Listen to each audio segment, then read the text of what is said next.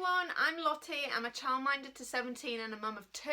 Today I'm going to be talking about fees and getting paid when you're doing childminding or in-home childcare. So I've been asked quite a few times how I actually get paid. So the best way that we have found to do is get the parents to pay through your bank account. First of all, we used to do cash only, and that turned out to be an absolute nightmare because we could never keep on track of when they did it or who paid it, because it could have been the mum or the dad, and things just went from bad to worse that way. So we definitely learned our lesson that side of things.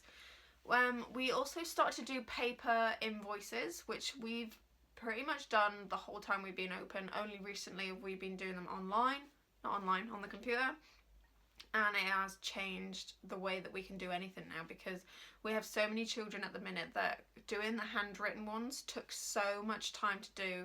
Each page we can now just set it out on Word and copy and paste for each child what they need and things like that. So I'm going to insert a blank one here so that you can have a look how we do our invoicing, and maybe it'll help you out doing your own. It's a simple table on Word. That's the way I can explain it, really. So our invoices will go out a month before that they are due, and that gives us enough time for the parents to actually get their funds together and have it ready to be paid.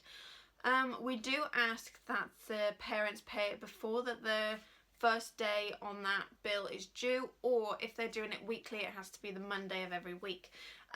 They can set it up by direct debit, they can do it standing order, they can do whatever they like, but it has to be in advance. And that is the best way that we've had it to work for us. We had someone a few years back who did it when they got paid, and it turned out like hundreds and hundreds and hundreds because they were 5 days a week, and it just did not work for us whatsoever. So having it advanced, you know exactly what's coming in, you know exactly what's going out for your own bills, and it's just an easier way to set it all up for everybody. Anybody that's late or starts early, their bill gets updated, but it'll be on the next bill. So anything that's happened in that month will be for the next bill. Does that make sense? So if they're doing a late finish on a couple of days in November, it won't be on December's bill, but it'll be on January's bill.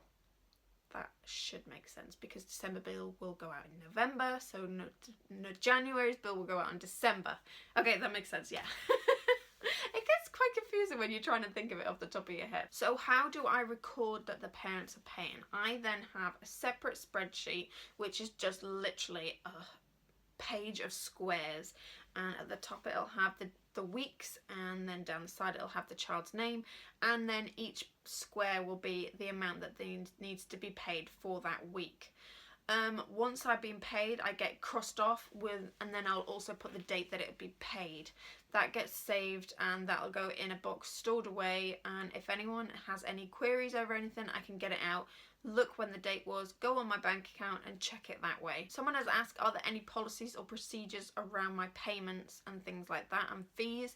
The only one that I can think of is in our contract by Moore and Michelle. On the back page, it literally states anything that is to do with payments. So the price per hour, do I work bank holidays, when does it need to be paid, what happens if it's late, and things like that. I'm pretty sure that should be standard on any contract, but if not, maybe set up one for yourself so you have something in writing to state how much you are an hour or a day or things like that. So the best advice that I can give you would be have payments in advance, set them up with the invoices on the computer, have them send them to your bank, and just keeping on top of it, really making sure that everything your end is in advance as well. That is pretty much all my advice I can give you, or all my experience that I've been through with payments and things like that. So I hope it helps. If it did, please give it a big thumbs up and subscribe down below. Next to it is a little bell, and that'll keep you up to date with all my new content coming soon, and I'll see you all again. Bye!